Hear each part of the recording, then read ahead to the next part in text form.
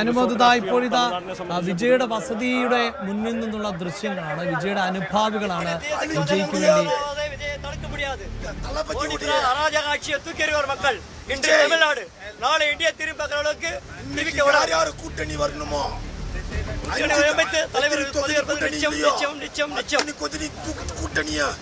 பேசுறதுக்கு தான் நான் வந்திருக்கேன். என் பேரு தான் விஜய். என் ஊரு கிருஷ்ணகிரி, தர்மபுரி. தாபா சிவன் என் மாமா, தாய் மாமா. கோபி ஷோரூம்ல இந்த வண்டியை எடுத்துட்டு நைட்டெல்லாம் தூக்கம் இல்லாம கஷ்டப்பட்டு உழைச்சு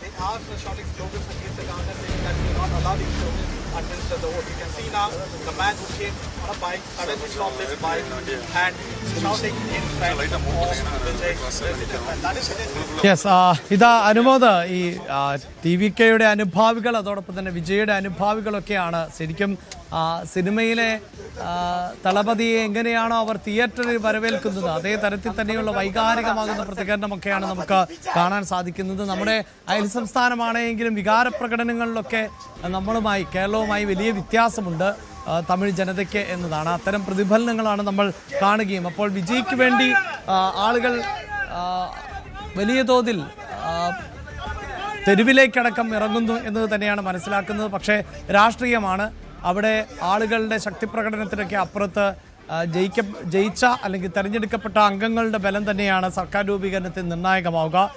ഒരുപക്ഷെ ഘടക കക്ഷികളാകാൻ താല്പര്യം പ്രകടിപ്പിച്ചുകൊണ്ടുള്ളവരുടെ ഒരു നിലപാട് അത് ഉടൻ തന്നെ ഉണ്ടാകും എന്ന് വേണമോ നമുക്ക് പ്രതീക്ഷിക്കാൻ?